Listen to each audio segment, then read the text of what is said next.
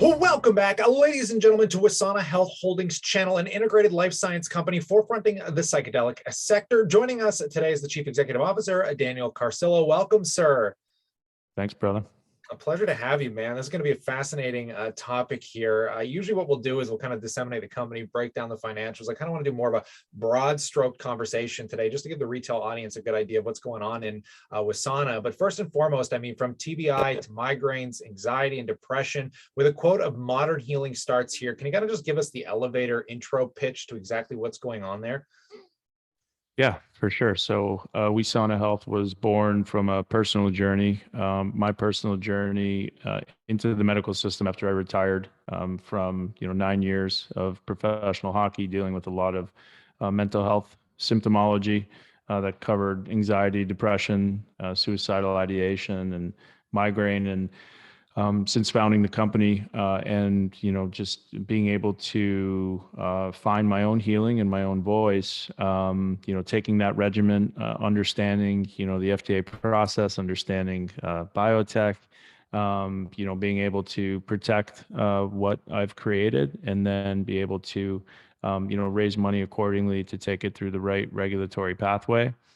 Is something that we're doing with Wesana 13. So it's a high dose and low dose psilocybin program where we have a pre-IND meeting set with the FDA on March 11th. So we're really excited about that, to try to bring the first pharmaceutical approved for MDD, or major depressive disorder associated with TBI. And then through that journey, I've obviously met MAPS and Rick Doblin, and so I have a relationship with them. We're in talks in a term sheet to try to use MDMA for a TBI-related symptom. And along this journey, we own clinics now as well. So we have boots on the ground. I'm not satisfied with waiting for 3-5 years to develop these medicines. And so we're treating symptomology in our wholly owned clinics, one in Chicago, one in Oak Brook, a third to be opened here shortly, using FDA-approved ketamine with the psychiatrist oversight, and giving mental health survivors the support they need today as we develop the novel therapeutics of tomorrow. That's incredible, man. I love the mission-driven statement that's really driving the psychedelic sector instead of, I know we had the Bell Let's Talk Day, which is great, but it's really nice to see something that's actually coming into light to treat a lot of these mental ailments. But to further expand here, I mean, you do have a combination of molecules, psilocybin, cannabinoid. Do you want to talk a little bit more and expand on kind of these forefronted molecules and exactly like where you guys stand across the spectrum? Yeah, for sure. So I've used psilocybin and cannabidiol in different forms to my advantage. So high dose psilocybin has worked really well for me to kind of kickstart the brain, get my right and left brain hemispheres communicating again, and just again inducing that serotonin effect throughout my body. And then I also knew that just from my research in the brain, nothing gets fixed in 5 hours. So for traumatic brain injury survivors, or really anybody suffering from any mental health ailments, it's constant work, and it's a continuation or a continuum of care that I believe you have to adhere to. So with intention, I created a a sub-perceptual dose, so a non-hallucinogenic dose that I took on a pretty regular basis during the week while I'm working, while I'm watching kids, and I created this with a PhD biochemist. I started to tweak with the actual regimen amounts. 6 months into this regimen, I took a QEEG. I took one before I started. A QEEG just basically measures your brain and the electrical waves of how the different regions of your brain are communicating. And I got it back 6 months in with no abnormalities. That was really the catalyst to me understanding like, wow, this could be extremely impactful for millions and millions of sufferers out there. And that sub-perceptual or non-hallucinogenic regimen, daily regimen that we believe will live on people's counter as an at-home therapy, is in combination with cannabidiol.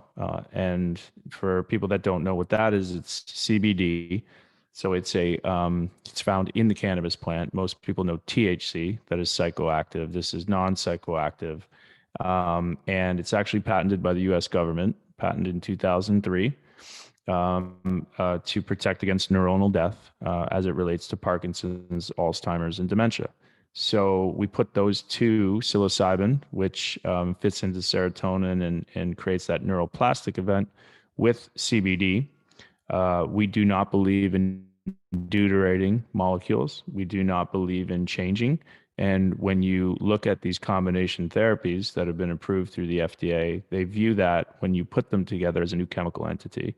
And the way that we achieve patent protection is just by using different forms and being savvy with obviously understanding what's been issued and what's coming down the pipeline. So all of those things being said, we believe the FDA got back to us so quickly because of our team, our CSO. I mean, I wouldn't be able to do this without people like Mark, who's had a hand in developing Tamiflu and Viagra.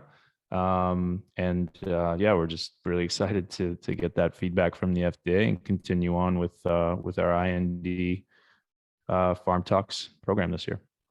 Yeah, I think the way you're discussing this sounds like you've almost got this vertical integration between like the forefront clinics for more of the psychoactive sort of substances, and then you've kind of got the in-home, with CBD being a crazy healthy anti-inflammatory that's even being used in treatments right now for things like myocarditis and other problems outside of mental ailments, which is very intriguing from a business standpoint. Do you just want to kind of discuss anything else that you think is going to really stick out to the retail audience in 2022 in Q1? What's making you guys so different here, aside from this really mission-driven purpose?